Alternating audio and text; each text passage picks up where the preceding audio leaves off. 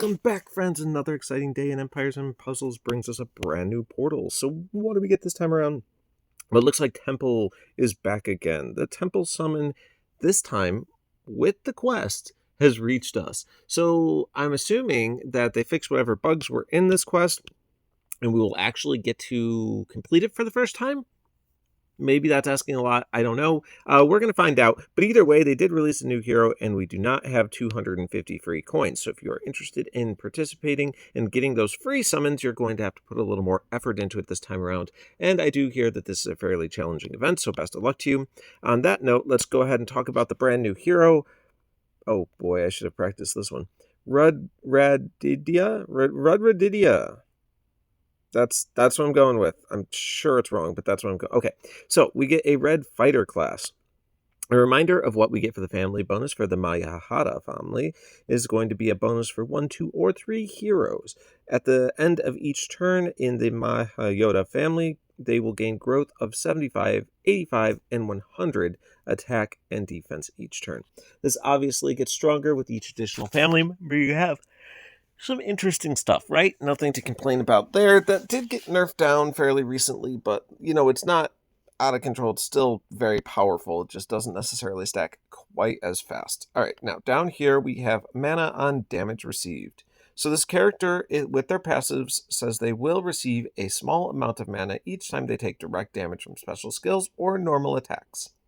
This can occur until a maximum of 10% mana is generated per turn. Now, a small amount of mana is a very small amount, but it does add up over time when you continuously get hit. So, that's cool, right? Like, it's not bad to have. Then we also have extra damage to minions and mega minions. This character does plus 150% damage to minions and mega minions.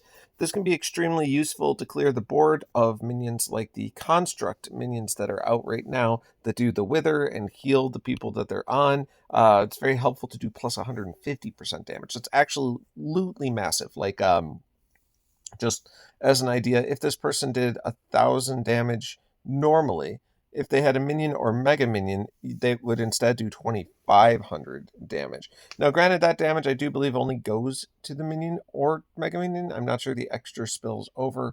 I think after it's done hitting a minion or mega minion, the damage reduces down to a normal amount, but I'm honestly not sure on that, only because I don't have a temple hero, so I haven't had a chance to test it. But either way, it will clear minions and mega minions very quickly. All right, now this right here, we have a defense up, and as Aether powers go, defense up is fine. It just gives you a little bit better survivability for the first 6 turns. Plus 20% defense is good to have. Operating at average speed, we have Agni Tulwar Takedown. I'm sure I once again slaughtered that name. But what it does is 600% damage to the target. It creates a growth boon, dealing 2x damage, of course, based off the amount of modified attack this character has. And then it also says that the target receives 1116 burn damage over 4 turns. That's not that bad, honestly. As dot ticks go, that's a little bit lower. What are we talking about, like 300-ish? That's fine, 300-ish per turn, and it will do a little bit more with the modified attack, of course. So understand that will go up probably to like 400, maybe 450. All right. Against nature characters, this status effect becomes uncleanseable and lasts 2 turns longer. Okay, so it is nice that against nature, it's going to be more effective. Uncleanseable and lasting 2 turns longer will be meaningful versus nature targets. And then it says all allies reflect status ailments, negative stacks, and wither effects to a random character on the opposing team for 4 turns. There's a question mark. What's it say?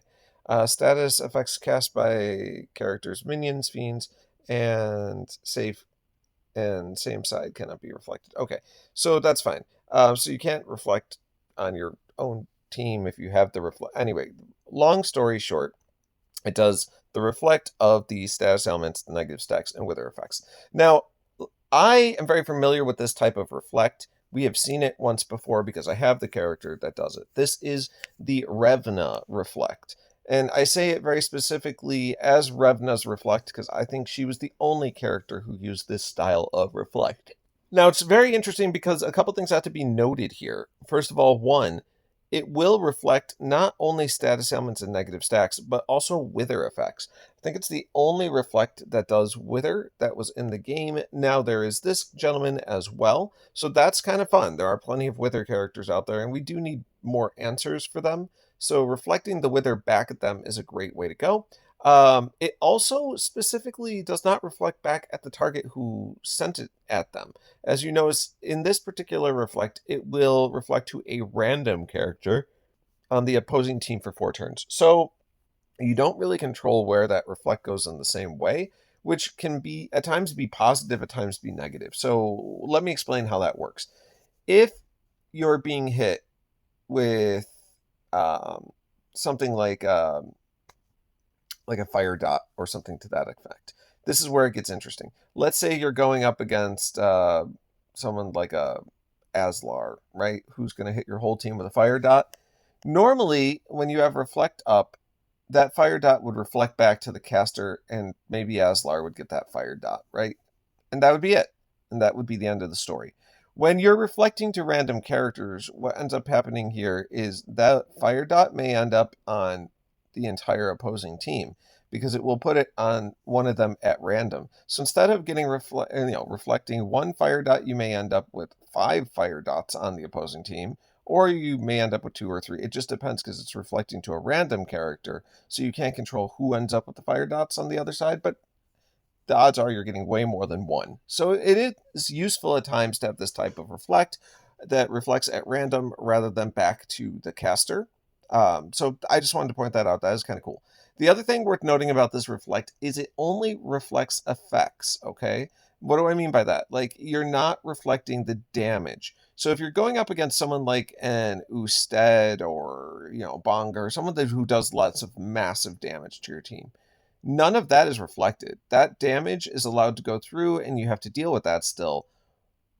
So with that in mind, I don't think that's you're getting out of any of that with this type of reflect. You're only reflecting the effects. Now, this will reflect things like dots. So if you're worried about dot damage, you can avoid that.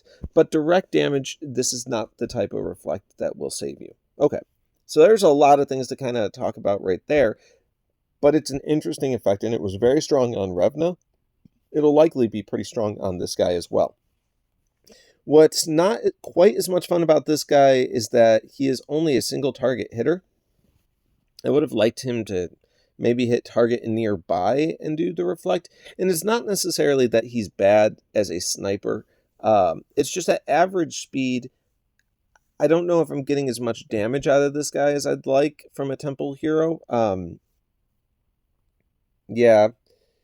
Because honestly, like, you do get the dot damage, you do get a good sniper hit, and if you're hitting a nature target, you're probably killing it, right? Like, if you don't kill your target, you are at least leaving them with a pretty sizable dot. Probably can finish the job in a turn or two if they don't have heals ready to go. So I guess with that in mind, he's probably a pretty effective sniper at average speed, but that's just operating a little bit slow for what I would like for damage-wise.